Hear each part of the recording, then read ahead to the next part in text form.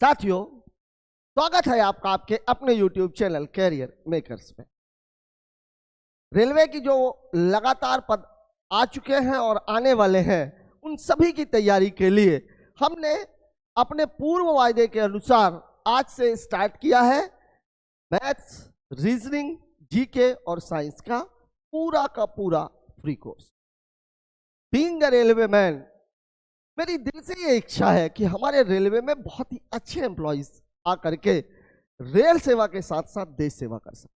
यहाँ मैं आप लोगों को एक बात बता दूं, हिंदुस्तान में आर्मी के बाद अगर किसी जॉब में आपको सोशल सिक्योरिटी के साथ सोशल रेपुटेशन आपका मेंटेन होता है तो वो केवल रेलवे की नौकरी, क्योंकि पूरे हिंदुस्तान को ये पता है कि रेल कर्मचारी मेहनत करता है और रेल का जैसे ही विकास होता है उसके साथ देश का विकास ऑटोमेटिकली होने लगता है। तो मैं एक रेलवे मैन के तौर पर आप लोगों के सामने ये एक ऐसा कोर्स लेकर के आ रहा हूं ताकि आप लगातार तैयारी करने के बाद 4 से 6 महीने में आप इस स्थिति में पहुंच जाएंगे कि आप रेलवे का कोई भी एग्जाम क्रैक कर सकते हैं। आइए शुरू करते हैं आज की क्लास, जो आज हम स्टार्ट करेंगे नंबर सिस्टम से, क्योंकि मैथ्स की जो पहचान है, मैथ्स का जो प्रारंभ है वो संख्याओं से होता है। तो जब तक आप संख्याओं को ही नहीं पहचानेंगे तब तक आप मैथ पूरे तरीके से कर नहीं सकते। इसलिए हमने जो लोकप्रिय टॉपिक हैं परसेंटेज, प्रॉफिट एंड लॉस, वहां से न शुरू करके हमने नंबर सिस्टम से प्रारंभ किया है। आइए देखते हैं कि नंबर सिस्टम में क्या क्या होता है। पहले आप देखिए स्थानीय मान, नाम से ही जाहिर हो रहा है स्थानीय मान। स्थान के मान को क्या बोले? स्थानीय मान। अब स्थान का मान कैसा? जैसे मैं आपको एक चीज बता दूं, स्थान के मान को कैसा, जैसे मान लीजिए यहां पर लिखा हुआ है 575। अगर मैं ये 7 के स्थानीय मान की बात करूं तो इसकी वैल्यू होगी 70। लेकिन यही अगर मैं लिख दूं 755 तो इस 7 के का स्थानीय मान कितना हो जाएगा? 700। देखिए यहां पर 7 के बाद केवल एक संख्या थी इसलिए मैंने एक जीरो लगाया, यहां 7 के बाद 2 संख्याएं थी, यहां पे 2 जीरो लग गया। बस आपको केवल इतना ही करना है। अगर दशमलव नहीं लगा है तो, अगर दशमलव वाला मामला है, मान लीजिए कुछ कंडीशन ऐसी है कि 575.38, यहां पर अगर मैं आपसे 7 का स्थानीय मान पूछूं तो कितना है? 70। लेकिन अगर मैं ऐसा लिख दूं कि 583.375, अब अगर इस 7 का स्थानीय मान आपसे पूछूंगा तो ये डाटा अलग है, ये अलग है। 7 चूंकि दशमलव के बाद है इसलिए इसका स्थानीय मान हो जाएगा 0.07। ठीक है, ये तो बात हो गई स्थानीय मान की। नैज मान, यहां ध्यान रखिएगा स्थानीय मान स्थान के साथ बदलता रहता है। नैज मान, संख्या के खुद के मान को नैज मान बोलते हैं, फेस वैल्यू बोलते हैं। ये प्लेस वैल्यू है, ये फ्लेस वैल्यू है। तो value which tells the place value of the number is called place value, और the value which tells the value of the number itself वो है आपकी फेस वैल्यू। मतलब यहां पर भी 7 का नैज मान 7 ही होगा, यहां पर भी 7 का नैज मान 7 ही होगा, यहां पर भी 7 ही होगा और यहां पर भी 7 ही होगा। स्थान से इसका कोई लेना देना नहीं है, क्योंकि 7 का जो मान है वो 7 ही होता है। इसीलिए स्थानीय मान हमेशा बदलता रहता है और जो नैज मान है वो बदलता नहीं है। अब हम बात कर लेते हैं रामानुजन संख्या की। रामानुजन, आप सबको पता है कि रामानुजन दुनिया के शायद सबसे बड़े मैथमेटिशियन थे और हम लोगों का ये सौभाग्य था कि उनका जन्म भारत में हुआ। अब ये देखिए 1729, इस संख्या की खूबी क्या है? देखिए ये 2 जगह से मिलती है, 10 की घाते 3 प्लस 9 की घाते 3 और 12 की घाते 3 धन 1 की घाते। पूरे नंबर सिस्टम में ऐसा कोई भी नंबर नहीं है जो इस तरह का हो, इसे हम रामानुजन संख्या कहते हैं। आगे की बात करें, 4 लगातार संख्याओं के गुणनफल में एक जोड़ने पर एक पूर्ण वर्ग संख्या प्राप्त होती है। अभी मैं इसके बारे में आपको डिटेल बताऊंगा। इस एक लाइन से बहुत ही खूबसूरत सवाल बनते हैं। 26 एकमात्र ऐसी संख्या है जिसमें 1 घटाने पर पूर्ण वर्ग, 26 में 1 घटा देंगे 25, 5 का स्क्वायर है, 26 में 1 जोड़ देंगे 27, पूर्ण घन संख्या बन जाएगी वो 3 का क्यूब है। किसी भी संख्या के वर्ग करने पर इकाई का अंक 2, 3, 7 या 8 प्राप्त नहीं होता है, हमेशा 0, 1, 4, 5 और 6 ही मिलेगा। सम गुणा के फॉर्म में यदि पूरे सिस्टम में यदि एक भी सम संख्या है तो उत्तर सदैव सम ही होगा। इसका आप लोग स्क्रीनशॉट ले लीजिए और मेरी आप लोगों से एक रिक्वेस्ट है कि इसकी आप लोग नोट्स बनाइए और इन चीज़ों को आप 1-1, 2-2 बार आप पढ़ लीजिए, 2-4 बार। निश्चित तौर पर ये सारी चीज़ें आपके दिमाग में बैठ जाएंगी और ये सारी चीज़ें आगे आपके बहुत काम आने वाली हैं। बात कर लेते हैं अगले स्लाइड की, रामानुजन नंबर। ये जिन बच्चों का हिंदी का मीडियम ना हो करके अगर इंग्लिश का मीडियम है तो वो इसका स्क्रीनशॉट ले लें। अब ये देखिए हम बात कर रहे हैं सवालों की। सवाल आपको क्या कह रहा है? पहला सवाल आपको बोल रहा है 7 सही 1/8 में 5 के स्थानीय मान और 7 के स्थानीय मान का अंतर बताएं। Find the difference between the place value of 5 and the place value of 7 in 7 whole 1/8। ठीक है, अब यहाँ पे आपके दिमाग में आएगा कि भैया 5 तो है ही नहीं, 5 तो है ही नहीं। अब 5 नहीं है तो कुछ ना कुछ तो होगा सवाल में। अब आप देखिए 7 सही 1/8। अब हमारे कुछ बच्चे इसको ऐसे करेंगे 8 सते 56 और 1 57/8। वैसे मैं आप लोगों को एक बात बता दूं, 1/2 की वैल्यू होती है 0.5, 1/4 की वैल्यू होती है 0.25, 1/8 की वैल्यू होती है 0.125 और 1/16 की वैल्यू होती है 0.0625। बेहतर ये है कि आप इसको रट लीजिए। अभी आगे मैं ये इसका आपको बेसिक बताऊंगा भी। अब देखिए 7 सही 1/8 मतलब भाग देंगे तो भी नहीं देंगे तो भी वैल्यू कितनी आएगी? 1/8 की वैल्यू होती है 125। अब आप देखिए आपके पास 7 भी आ गया, आपके पास 5 भी आ गया। दोनों की क्या निकालनी है? Place value. इस 7 की जो प्लेस वैल्यू है ये कितनी हो जाएगी? 7। इस 5 की जो प्लेस वैल्यू, मैंने आपको बोला दशमलव के इधर का मामला अलग है, तो 0.005। अब आपको निकालना क्या है? Find the difference. इन दोनों का डिफरेंस निकालना। इन दोनों का क्या निकालना है? डिफरेंस। और दशमलव के मामले में आपको ये बात अच्छे तरीके से पता है कि दशमलव का जोड़ना घटाना केवल तभी संभव है जब दोनों ही संख्याओं में या जितनी भी संख्या है उसमें दशमलव के बाद की संख्याएं समान हो। मतलब यहाँ पर दशमलव के बाद 3 संख्याएं हैं, मैं यहाँ पर भी दशमलव के बाद 3 संख्याएं कर लेता हूँ। अब देखिए 10 में से 5 जाएगा तो 5 बचेगा, ये 9 हो गया, 9 में से 0 जाएगा 9, 9 में से 0 जाएगा 9, और चूंकि एक आप उधार ले चुके हो तो ये 0.6, मतलब हमारा उत्तर हो जाएगा 6.995 जो दिया गया है ऑप्शन नंबर ए। ठीक है, अब अगर आप कुछ बच्चे 57/8 भी कर रहे हैं तो आप अगर भाग दोगे तो भाग भी यही आना है। वैसे मैं आपको ये बोलूंगा कि एक बार इस चीज को आप अपने दिमाग में बैठा लीजिए क्योंकि बार बार इसकी आवश्यकता पूरी मैथ्स में आपको पढ़ने वाली है। ठीक है, बात करते हैं अगले सवाल। देखिए अगला सवाल हमसे क्या कह रहा है? 42, 55, 427 में प्रथम 2 के स्थानीय मान अंतिम 2 के नैज मान का अंतर बताएं। ठीक है, प्रथम 2 के स्थानीय मान और अंतिम 2 के नैज मान का जो फर्क है वो हमें 2 के स्थानीय मान अंतिम 2 के नैज मान का जो अंतर है वो हमें बताना है। अब आप देखिए प्रथम 2 के स्थानीय मान, यहां देखिए find the difference between the place value of the first two and the face value of the last two. अब यहाँ देखिए संख्याओं की जो गिनती की जाएगी वो हमेशा राइट हैंड से होती है क्योंकि आप पढ़ते भी कैसे हो? इकाई, दहाई, सैकड़ा, हजार से पढ़ते हो। अब आप देखिए प्रथम 2 का स्थानीय मान, पहला 2 आपका ये है और इसका स्थानीय मान देखिए मैं संख्या लिख लेता हूं 42, 55, 427। प्रथम 2 कौन सा है? ये वाला। इसका हमें स्थानीय मान निकालना है तो स्थानीय मान इसका कितना हो जाएगा? अंतिम 2 है ये वाला। इसका जो नैज मान है तो नैज मान संख्या का खुद का मान होता है, तब इसकी वैल्यू तो 2 ही हो जाएगी। अब हमें इन दोनों का डिफरेंस निकालना है तो 20 - 2 बराबर उत्तर हो जाएगा 18, दिया गया है आपको ऑप्शन नंबर। ठीक है, बस यहाँ पर एक कंफ्यूजन ये हो सकता है, वैसे कंफ्यूजन इसलिए भी नहीं होना चाहिए। अगर आप इस 2 को देखते तो 2 के बाद आपको 2, 3, 2, 5 जीरो लगाने पड़ते और कोई संख्या में 5 अंकों की दिख नहीं रही है, तो ये कंफ्यूजन होने का मामला यहाँ पे नहीं था कि इसको पहला 2 मानना है कि इसको पहला 2 मानना है। वैसे एक बात आप हमेशा याद रखिए, संख्याओं की गिनती हमेशा राइट हैंड साइड से होती है, अंकों की गिनती हम हमेशा राइट हैंड साइड से करते हैं क्योंकि इकाई, दहाई, सैकड़ा आप कहां से गिनते हो? Right hand side. ठीक है, बात कर लेते हैं अगले सवाल की। अगला क्वेश्चन हमसे क्या कह रहा है? देखिए दशमलव वाला मामला है।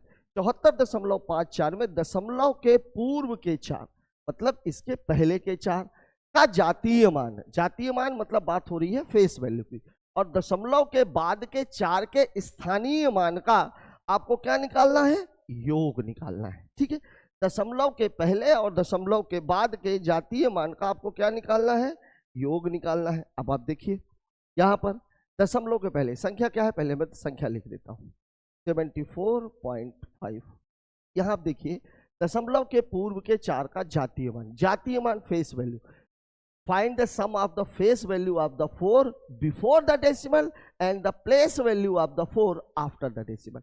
इसका मुझे स्थानीय मान निकालना है, इसका मुझे जातीय मान निकालना है. जातीय मान मतलब खुद का मान 4. अब दशमलव का मामला है तो इनको मैं अलग तरीके से देखता हूं. अब दशमलव के बाद वाला 4 है, इसका मुझे स्थानीय मान निकालना है तो कितना हो जाएगा? पॉइंट, पॉइंट के बाद एक संख्या है और ये. अब आपको निकालना क्या है? सम. इन दोनों का सम निकालना. अब अगर मैं इसको जोड़ूंगा तो जोड़ने के लिए मैंने आपको बताया कि यहाँ भी आपको 2 जीरो लगाने पड़ेंगे. ये जोड़ेंगे तो कितना आ जाएगा? 0.04. यहाँ से बचेगा 4, मतलब मेरा उत्तर हो जाएगा 4.04. दिया हुआ है ऑप्शन नंबर 2 में. ठीक है, मुझे नहीं लग रहा अभी तक शायद आप लोगों के स्थानीय मान और जातीय मान आपकी समझ में अच्छे तरीके से आ चुका होगा. ठीक है, बात करते हैं अगले सवाल की. देखिए 7562 में 6 के स्थानीय मान और नैज मान, 6 का ही, किसी और का नहीं, 6 का ही स्थानीय मान निकालना है और उसी का नैज मान निकालना है. What will be the difference between the squares of the place value of 6 and the face value of 6. ये भी यहाँ पे 6 मिसिंग है. ठीक है, प्लेस वैल्यू और फेस वैल्यू में 7562 में संख्या कौन सी है? 7562. अब इसमें देखिए अगर मैं इसके स्थानीय मान की बात करूंगा, स्थानीय मान तो कितना हो जाएगा? ये 60. और अगर मैं इसके जातीय मान की बात करूंगा तो ये कितना हो जाएगा? हमेशा ही 6 रहना है, कहीं भी रहे. अब मुझे इसका स्क्वायर करना है तो 3600 आएगा. अच्छा, हम 36 शून्य के बाद 2, अगर इसका स्क्वायर करोगे तो ये तो 36 ही आना है. अब मुझे निकालना क्या है? डिफरेंस. दोनों का डिफरेंस निकाल दीजिए. 10 में से 6 चला जाएगा 4, 9 में से 3 चला जाएगा 6. अब ये कितना बचा? 35. मतलब मेरा उत्तर हो जाएगा 3564. 3564. ऑप्शन में कुछ गड़बड़ है, सुधार लीजिएगा. 3564 इसको आप सुधार लीजिए. ठीक है, उत्तर हो जाएगा ऑप्शन नंबर ए. कुछ गड़बड़ है सवाल में, 65 नहीं आना चाहिए. देखिए क्योंकि साफ साफ इसमें दिया हुआ है what will be the difference between the squares of the place value of 6 and the face value of 6. ठीक है, तो 6 की प्लेस वैल्यू यहाँ पर 60 है और फेस वैल्यू तो हमेशा ही 6 रहनी है, कुछ करने की आवश्यकता ही नहीं. ठीक है, बात करते हैं अगले सवाल की. अगला क्वेश्चन देखिए, 5 अंकों की महत्तम तथा 6 अंकों की न्यूनतम संख्या का अंतर. What will be the difference between the maximum numbers of 5 digit and the minimum number of the. अब ध्यान रखिएगा, महत्तम संख्या. महत्तम संख्या देखिए एक चीज इस पे आप चाहे लोग लिख लीजिए, n अंकों की जो महत्तम संख्या होती है, ठीक है ना, वो क्या रहता है? 9. ये क्या रहता है? n times. कितने अंकों का बोले उतने अंकों का. 4 अंकों का बोले 4 9 लिख दीजिए, 5 अंकों की बोले तो 5 9 लिख दीजिए.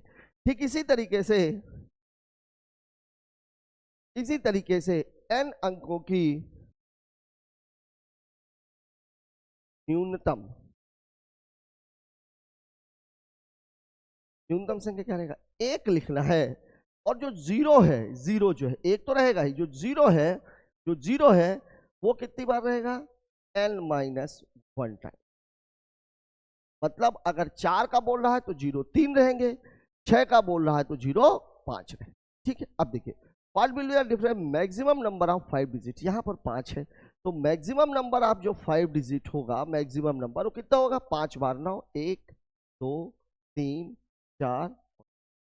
ठीक है, and the minimum number of 6 digit. अब जो मिनिमम की बात आ रही है 6 डिजिट का है, तो 6 डिजिट का है तो ये 1 तो आएगा ही. 6 डिजिट है तो 0 मेरे पास कितनी बार आएगा? 5 बार. क्या लिखना है आपको? तो देखिए 5 बार 0, 1 2 3 4. और ये अब आपसे पूछा क्या है? डिफरेंस. इन दोनों का डिफरेंस देखिए. अब ये 6 अंकों की है, ये 5 अंकों की है, तो बट नेचुरल है 6 अंक वाली से 5 अंक वाली घटेगा. ठीक है, 10 में से 9 चला गया 1, 9 में से 9 गया 0 0 0 0. कितनी बार आएगा? ठीक है, मतलब हमारा आंसर हो जाएगा 1. और ये दिया हुआ है ऑप्शन पर सिम. या सवाल ये आपको, मेरे को पता है कि ये सवाल सभी लोगों से बन गया होगा, बताने की आवश्यकता क्यों है? एक बात हमेशा ध्यान रखिए कि अगर यहाँ पर अगर मामला उल्टा होता, मतलब महत्तम संख्या पूछ गई होती 6 अंकों की और न्यूनतम संख्या पूछ गई होती 5 अंकों की, तब आप धोखा खा सकते, क्योंकि दिमाग में तो बैठा हुआ है 5 अंक 6 अंक 4 अंक 3 अंक, अंतर एक ही होता है. तो ऐसा नहीं है। आपको प्रॉपर तरीका पता होना चाहिए कि आपको जो महत्तम संख्या और न्यूनतम संख्या है वो बनानी कैसे है। ठीक है, बात करते हैं अगले क्वेश्चन की। ये देखिए, अब यहां पर मैं संख्याओं की बात कर रहा हूं। प्राकृत संख्या, देखिए संख्याएं जितने प्रकार की होती है, मैं संख्याओं के प्रकार की बात यहां पर हो रही है। अब प्राकृत संख्या बहुत सारे बच्चे हमारे रटते थे, बड़े कंफ्यूज है। प्राकृत, पूर्ण और पूर्णांक में भारी कंफ्यूजन है।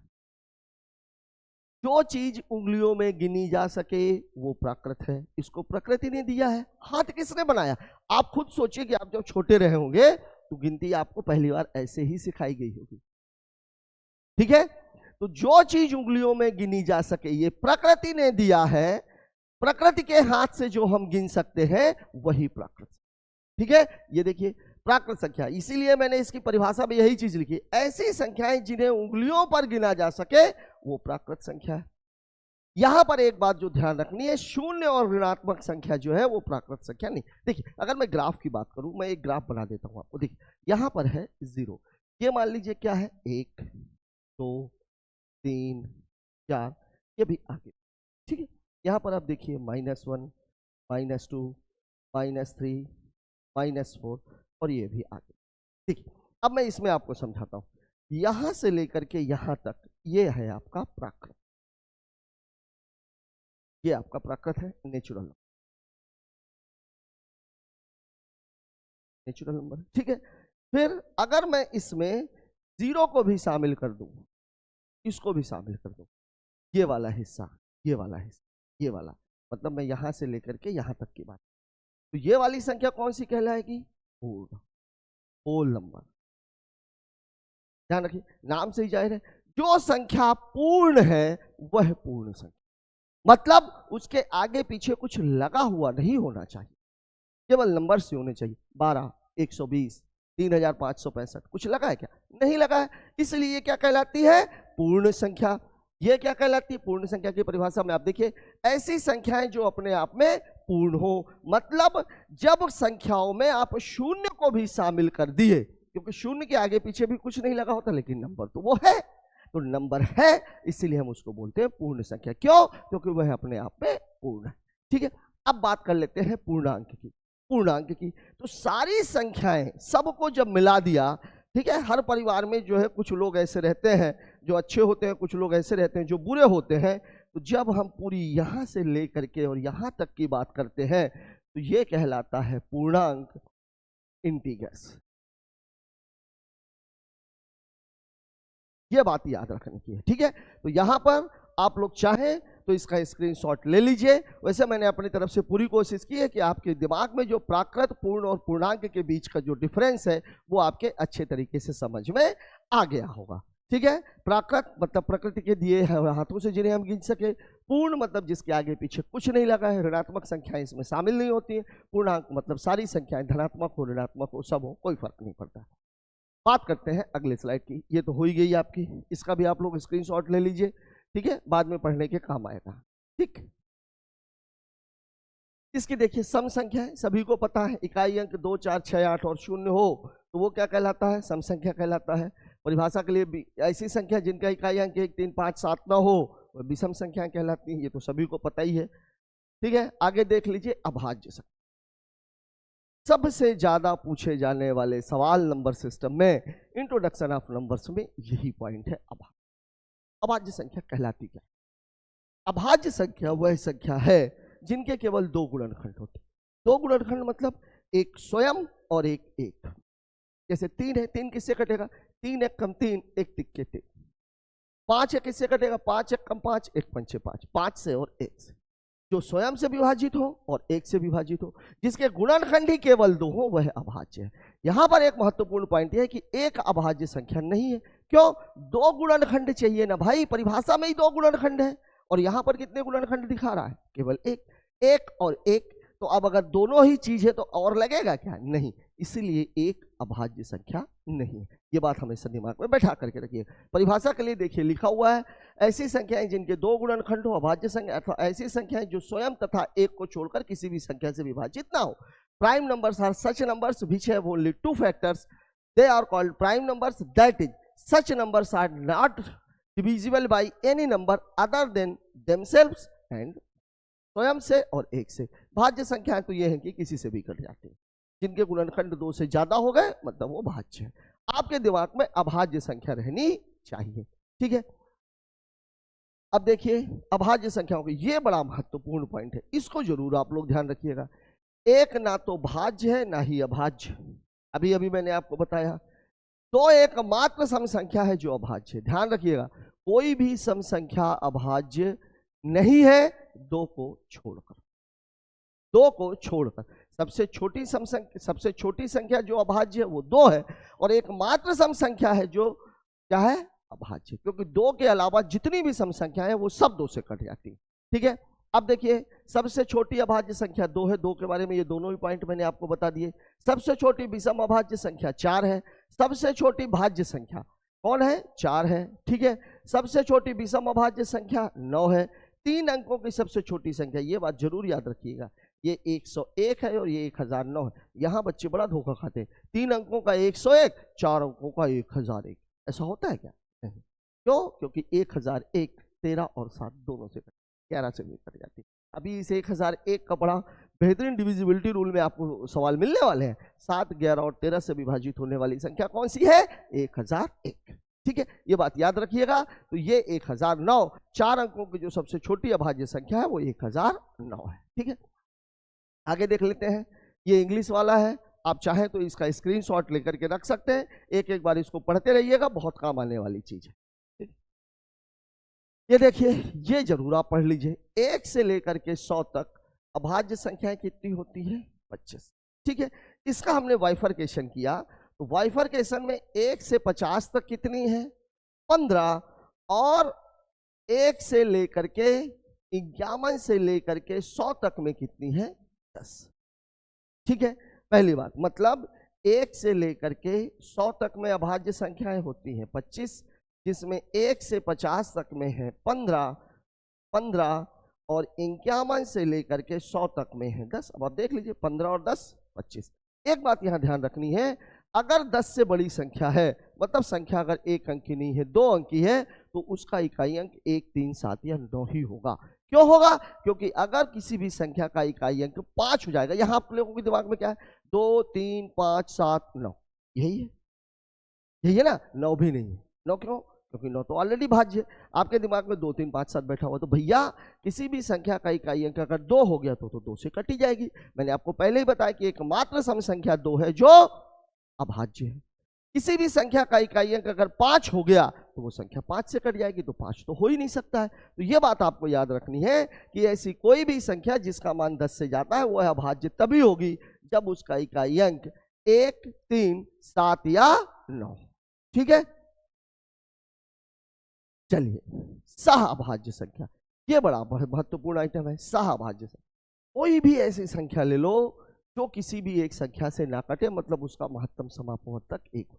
भाज्य है अभाज्य है उससे कोई फर्क नहीं पड़ता। जैसे मान लीजिए मैं लेता हूं सपोज 33, देखिए ये भी भाज्य है, ये भी भाज्य है कि नहीं है।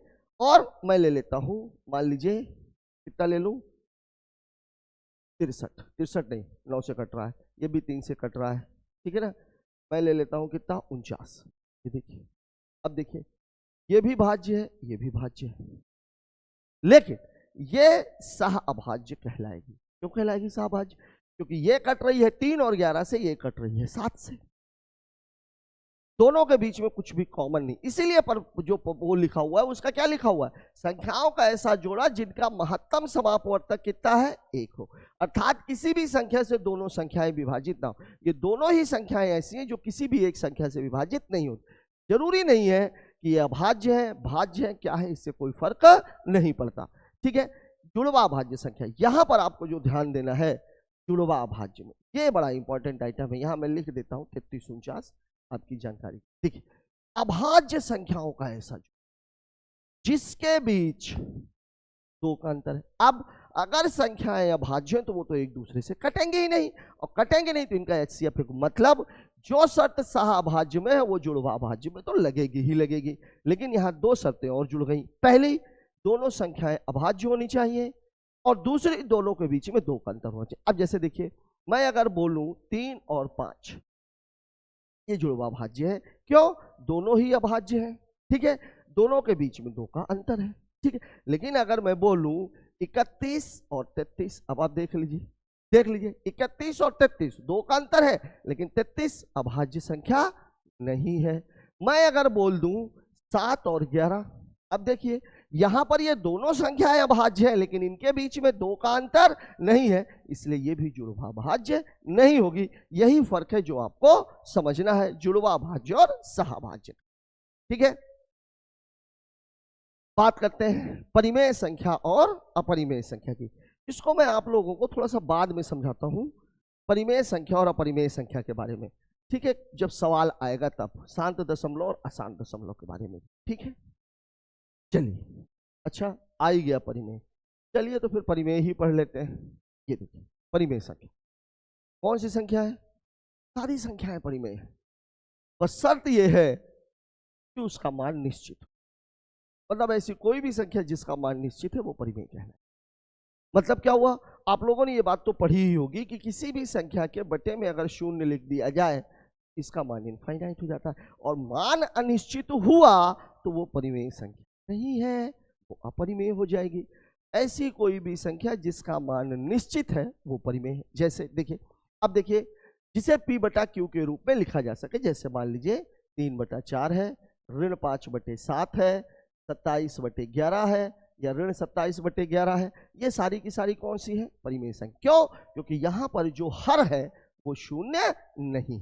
दूसरी एक बात, वर्गमूल के अंदर ऐसी संख्या जो पूर्ण वर्ग है, मतलब जैसे 16 है, रूट जो है 25 है, या जो भी, ये सब पूर्ण वर्ग है, ये वाली संख्या। इसका मतलब क्या, देखिए यहाँ पर अगर मैं इसकी बात करूं 4.579, अब 79 के ऊपर बार लगा है तो फिर 79, फिर 79, लेकिन अब आप बोलोगे कि इसका मान तो निश्चित नहीं है। निश्चित है।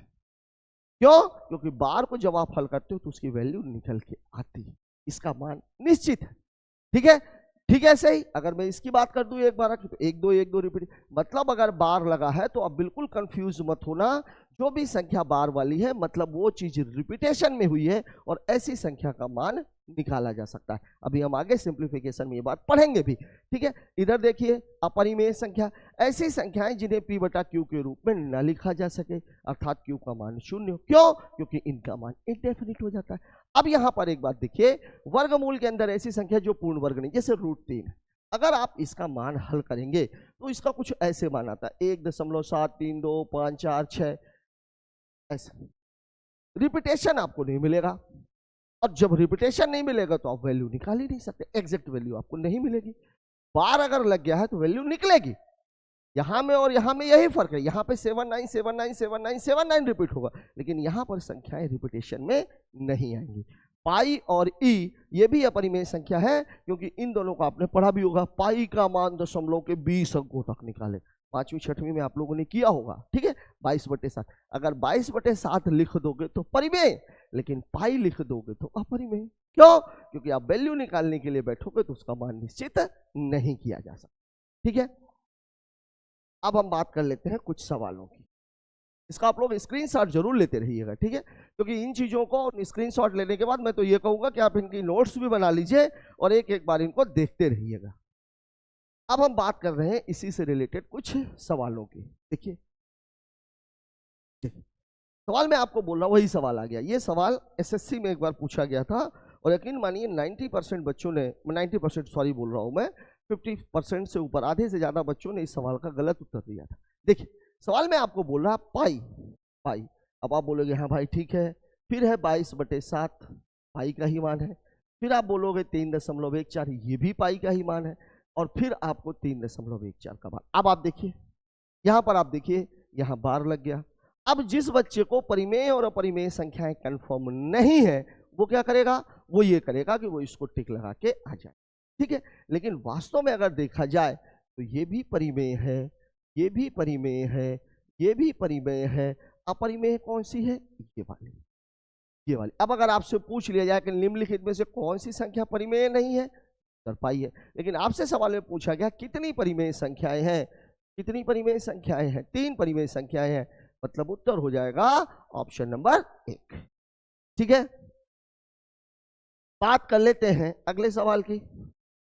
देखिए 67,503 को निकटतम सैकड़ा, सैकड़ा सैकड़ा में क्या होता है भाई, देखिए इकाई में, इकाई तो एक ही अंक है। अब अगर आपको दहाई बनाना है, दहाई बनाना है तो एक जीरो लगाना पड़ेगा। अगर आपको सैकड़ा बनाना है तो सैकड़ा में कितने जीरो लगाने पड़ेंगे, 2। अगर आपको हजार बनाना है तो हजार में संख्या के बाद आपको कितना लिखना पड़ेगा। जैसे मान लीजिए इसके आगे मैं 7 लिख दूं तो मैं इसको क्या पढ़ूंगा, 7000। हजार वो कब बना, जब 3 जीरो लगा। अगर मैं इसके आगे 7 लिख दूं तो मैं क्या पढ़ूंगा, 700। क्यों 700, क्योंकि उसके आगे 2 जीरो लगा। तो यहां पर भी जब इस तरह का कोई भी सवाल आए तो आप ध्यान दीजिए, इन 2 को आप छोड़ दीजिए। बचा कितना है, 675। क्या लिखा हुआ है, 67550। ठीक है, अब यहां तक आपको देखना है, 2 अंकों को छोड़। अब अगर देख लीजिए ये 03, ये मामला सेकंड। अगर यही मामला ऐसा हो जाता 67553 और इससे पूछ लिया गया होगा निकटतम सैकड़ा, देखिए 2 अंक तो हमें छोड़ देने हैं। बचा ये 675 है, लेकिन बचा ये 675 है, लेकिन आप देखिए ये 5 5 50, 100 का आधा 50, 50 से ज्यादा है। अब ये हम 675 नहीं लिखेंगे, इसका निकटतम सैकड़ा हो जाएगा 676। लेकिन इस सवाल में मामला कितने का है, 03 का। ये तो 50 से कम है, तो इसका निकटतम सैकड़ा हो जाएगा 675, दिया हुआ है ऑप्शन नंबर 1। ठीक है, बात करते हैं अगले सवाल की। 100 से 110 तक कितनी जुड़वा भाज्य है। जुड़वा भाज्य में पहला अभाज्य और अंतर कितने का होना चाहिए, ये बात ध्यान में रखनी। अब देखिए 100 से 110 तक संख्या 10 से ज्यादा है। 10 से ज्यादा में मैंने क्या बताया था, कोई भी ऐसी संख्या ही अभाज्य संख्या हो सकती है जिसका इकाई अंक 1, 3, 7 या 9। अब देखिए 101 अभाज्य संख्या आपने पढ़ा भी है, 3 अंक की सबसे छोटी संख्या 103। अब 105 होगा क्या, नहीं होगा। 107 और 100, देखिए ये संख्याएं किसी से भी नहीं कट रही। अब आपसे पूछ क्या रहा है, जुड़वा भाज्य, तो एक जोड़ा तो आप इसका बना सकते हो, ये वाला। अब 103 और 107 का जोड़ा बनेगा क्या, नहीं बनेगा। क्यों, डिफरेंस 4 का है। सहभाज्य हो सकता है, जुड़वा भाज्य नहीं। दूसरा जो जोड़ा बनेगा वो इसका बन जाएगा 107 10, बस केवल 2 बनेंगे जोड़े। ध्यान रखिएगा 103 और 107 नहीं बनेंगे। क्यों, क्योंकि बीच से 105 चला गया है। जुड़वा भाज्य की शर्त है संख्याओं का अंतर 2 ही होना चाहिए। ठीक है, बात करते हैं अगले सवाल। अगला क्वेश्चन हमसे क्या कह रहा है, रामानुजन संख्या के अंकों का एकल योग। देखिए रामानुजन संख्या है 1729, इसका एकल योग ऐसे करेंगे, 9 2 11 7 18, 18 और 1 19, एकल चाहिए। फिर करेंगे 10, फिर करेंगे 1, एकल अंकों का योग कितना हो जाएगा 1। डिजिटल सब मेथड, ये मेथड किसी जमाने में बैंकिंग में बहुत ज्यादा इस्तेमाल होता था, आज भी आप इस्तेमाल कर सकते हो बड़े सवालों के लिए। कहाँ इस्तेमाल करना ये भी हम आगे देखेंगे। ठीक है, बात करते हैं 65 तक में कितनी अभाज्य संख्याएं हैं। अभाज्य संख्याएं निकालने का तरीका क्या हो, पहले तो हमें यह समझने की आवश्यकता है। देखिए जब कभी भी अभाज्य संख्या निकालनी, जैसे मान लीजिए अगर मुझसे बोल दिया जाए 200 से 230 तक ये अभाज्य संख्या, हमें कुछ नहीं करना, सबसे पहले ये 230 का रूट। अब देखिए लगभग लगभग में, एग्जैक्ट वैल्यू नहीं बोल रहा हूं मैं, लगभग में। देखिए ये कितने के आसपास है भाई 16 का 256 होता है, 15 का 225 होता है। मतलब एक चीज तो निश्चित है कि 15 से ये जाता है। हमें चूंकि 200 से 230 तक निकालना है। ठीक है, अब 200 से 230 तक ये वाला एग्जाम्पल मैं आपसे बाद में लूंगा। देखिए इकाई अंक कितना होना चाहिए, इकाई अंक होना चाहिए 1, 3, 7 या 9। ठीक है, तो 201 हो जाएगा, 203 हो जाएगा, 207 हो जाएगा, 209 हो जाएगा। ठीक है,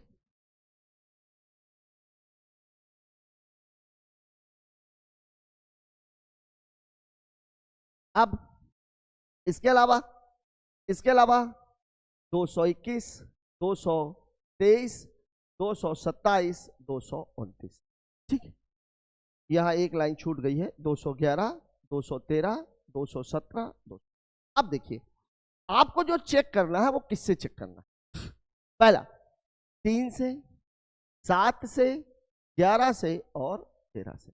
ठीक है, 9 मैंने क्यों नहीं लिया, 5 मैंने क्यों नहीं लिया, क्योंकि जो संख्या 3 से कटेगी, अगर कोई संख्या 9 से कट रही तो 3 से तो कटेगी ही कटेगी, तो फिर आपको 9 को अलग से चेक करना। अब देखिए यहाँ पे 2 1 3 ये तो अभाज्य हो नहीं सकती है।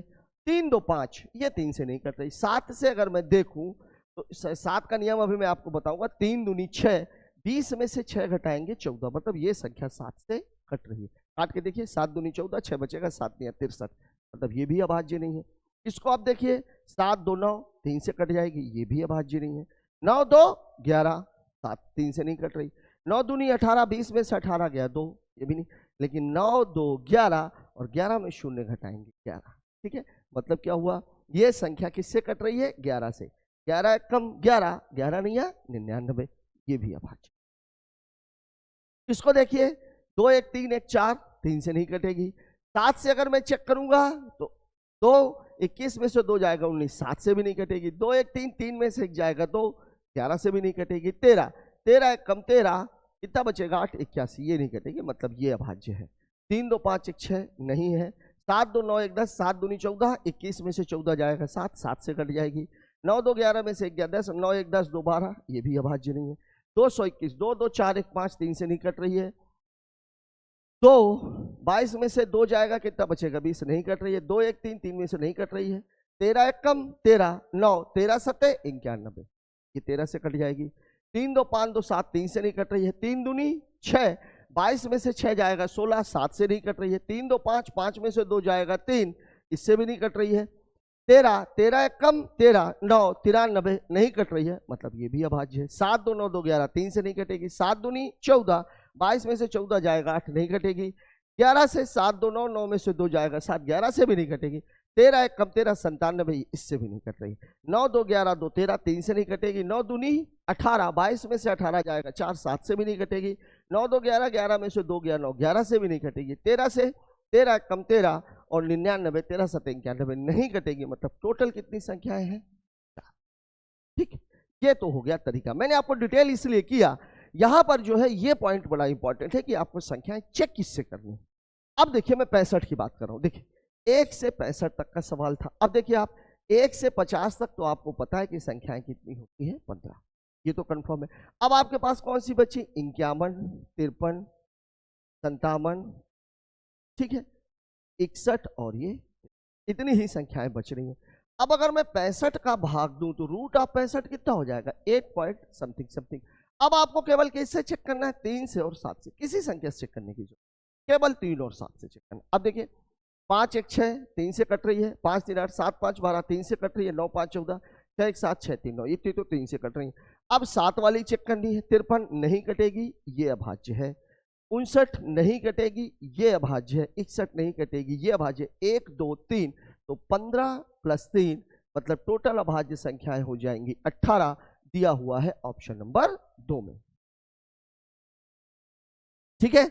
बात करते हैं अगले सवाल की। देखिए, 1000 से 1010 तक कितनी अभाज्य संख्या। अब इसको आपको चेक करने की आवश्यकता नहीं। क्यों नहीं है चेक करने की आवश्यकता, मैंने आपको पहले ही बताया, 4 अंकों की सबसे छोटी अभाज्य 1009। अगर इसके पहले की कोई संख्या अभाज्य होती तो 1009 का नंबर आता क्या, 1001 1003 1007, मतलब ये अभाज्य नहीं है। तो कितनी अभाज्य संख्याएं हैं, केवल एक अभाज्य संख्या है, और वो संख्या कौन सी है, 1009। क्यों, क्योंकि 4 अंकों की सबसे छोटी अभाज्य संख्या 1009 होती है, ठीक है। बात करते हैं अगले सवाल की। देख लीजिए, x और y दो विषम संख्याएं हो तो, दो विषम संख्याएं हो तो x + y + xy + x²। यहां पर आपको मैं एक बात बता दूं, सम प्लस सम मतलब इवन प्लस इवन, इसका उत्तर इवन ही हो, ठीक है। ऐसे ही ऑड प्लस ऑड मतलब विषम प्लस विषम, इसका उत्तर भी होता है इवन, मतलब क्या होता है, सम, ठीक है। लेकिन ऑड प्लस इवन अगर कह दिया जाए, मतलब विषम के साथ अगर सम को जोड़ दिया जाए, तो इसका उत्तर क्या हो जाएगा। लेकिन गुणे के मामले में मामला अलग हो जाता है। गुणे के मामले में क्या मामला है, देखिए, अगर इवन बीच में आ गया तो इवन ही होगा, अगर इवन बीच में आ गया तो इवन ही होगा। लेकिन ऑड इंटू ऑड मतलब अगर विषम और विषम का गुणनफल करोगे, विषम का गुणा विषम के साथ अगर करोगे तो विषम ही आना है, ये बात याद रखिए। ठीक है, ये बात दिमाग में बैठा के रखिए। अब देखिए आपको कह क्या रहा है, एक्स और वाई दोनों विषम संख्या है। इसको पहले आप लोग नोट कर लीजिए, फिर मैं सवाल को यहां बता देता, इसको फिर मैं यहां बता देता हूं। अब यहां देखिए आप, ये दोनों ही विषम है, एक्स और वाई दोनों विषम है, मतलब मामला क्या है, विषम प्लस विषम। ठीक है, प्लस विषम गुणे विषम, ये गुणे हो जाए, मतलब इसको मैं थोड़ा और डिटेल में लिख देता हूं। देखिए विषम, फिर क्या लगा है, प्लस लगा है, विषम फिर प्लस लगा है, एक्स और वाई दोनों ही विषम है, तो विषम गुणे प्लस, देखिए स्क्वायर है, इसका मतलब ये भी हो जाएगा कि विषम गुणे विषम, दो बार गुणा करना पड़ेगा, और माइनस फिर विषम गुणे, ये है मामला, ये है मामला। अब आप देखिए इसको अगर मैं देखूं, यहां पे आप देखिएगा, इस बात को जरा समझिए, सुनिए, विषम में विषम का गुणा होगा तो विषम ही आएगा, विषम में विषम का गुणा होगा तो विषम ही आएगा, विषम में विषम का गुणा होगा तो विषम ही आएगा, मतलब, और विषम में विषम को जोड़ेंगे तो क्या आएगा। अब कहानी आपकी क्या बन गई है, सम प्लस विषम प्लस विषम माइनस, अब देखिए इसको भी करेंगे तो क्या आ जाएगा, विषम प्लस विषम बराबर क्या होता है, सम। अब आप देखिए सम प्लस सम, इसकी मैं बात कर लूं अगर, सम प्लस सम ये क्या हो जाएगा, सम, और सम माइनस सम ये फिर क्या हो जाएगा, सम, मतलब मेरा उत्तर हो जाएगा सम, ऑप्शन नंबर ए। ठीक है, वैसे एक बात ये ध्यान रखिएगा, यही चीज आपको ध्यान में रखनी, देखिए इन दोनों का अगर मैं देखूं, इन दोनों का विषम गुणे विषम है, तो ये भी विषम है, ये भी विषम है, ये भी विषम, विषम में विषम जोड़ेंगे सम, और सम में विषम का कर देंगे तो क्या हो जाएगा, ठीक है, और यहां से आपका विषम और विषम क्या हो जाएगा, सम। यहां पे आप एक बात ये ध्यान रखिएगा, देखिए विषम और विषम को जोड़ा तो क्या आ गया, सम आ गया, यहां भी विषम, ओ हो, एक चीज मैंने गड़बड़ कर दी, उत्तर ही गड़बड़ हो गया, ये विषम, देखिए सम विषम विषम, और ये भी विषम ही था, यही तो गड़बड़ हुआ, ये सम, सम में सम जोड़ेंगे सम, और सम में विषम को घटाएंगे तो उत्तर क्या आ जाएगा, ठीक है, सॉरी, इसका उत्तर है ऑप्शन नंबर बी। ठीक है, ये विषम ये विषम ये विषम, विषम में विषम जोड़े सम, सम से विषम क्या हो जाएगा, विषम, यहां पर ये सम है, सम और विषम को जोड़ो चाहे घटाओ, उत्तर आपका विषम ही आना। ठीक है, बात करते हैं अगले सवाल।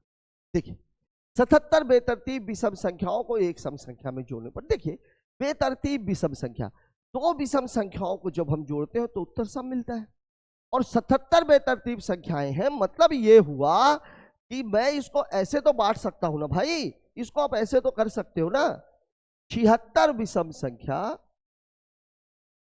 76 विषम और प्लस एक विषम, और 76 विषम का मतलब यह हुआ 38 जोड़े बन गए, और 38 जोड़े जब बन गए तो ये किस में बदल गया, सम में, और यहां पे आपका क्या बचा हुआ है, विषम, और सम और विषम जुड़ेंगे तो उत्तर क्या आ जाएगा, ठीक है, मतलब मेरा उत्तर क्या हो जाएगा, क्या होगा, परिणाम सम होगा, असत्य, गलत, ठीक है, उत्तर क्या होगा, सम।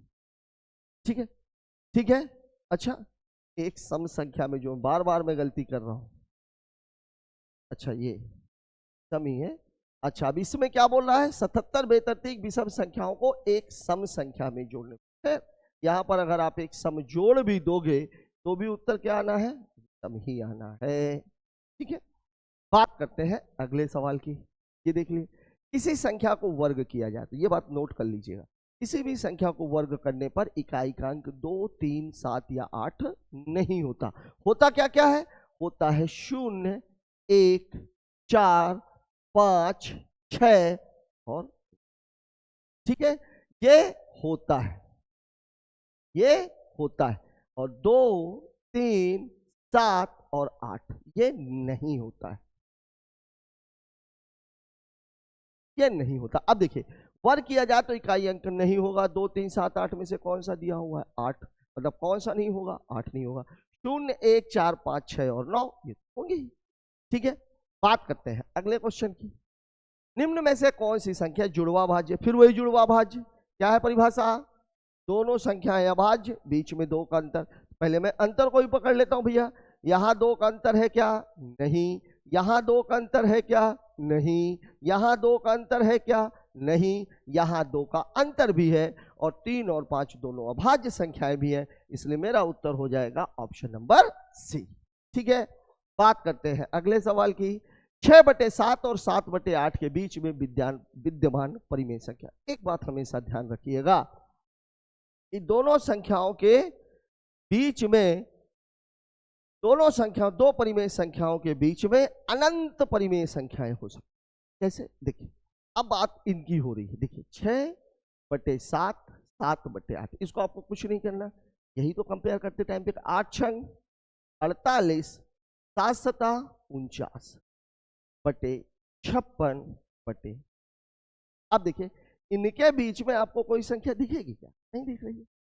लेकिन अब इसी में अगर मैं 2 का गुणा मार दूं, अगर मैं 2 का गुणा मार दूं, यहां 2 का गुणा, यहां भी 2 का गुणा, यहां भी 2 का गुणा, यहां भी 2 का गुणा, अब देखिए कितना हो गया ये 96/112 और यहां कितना हो गया 98/112। तो भैया इनके बीच में एक संख्या तो छूट रही है ना, 97/112। 96 और 98 के बीच में 97 तो हो सकती है। अब दिला लीजिए है क्या? ये दिया हुआ है उत्तर। हाँ, अब ये जरूरी नहीं है कि 112 में उत्तर आ जाए, हो सकता है वो 3 का गुणा कराता, 3 का गुणा कराता तो 56 त्याई 168, हो सकता है वो 4 का गुणा कराता तो 224 आता। तो यहाँ पर आपको ये वाला जो हर वाला मामला ये आपको देखना, अनंत परिमेय संख्याएं हो सकती। 3 का गुणा कर देंगे तो 2 संख्याएं बीच में मिल जाएंगी, 4 का गुणा कर देंगे तो 3 संख्याएं बीच में मिल जाएंगी। ठीक है,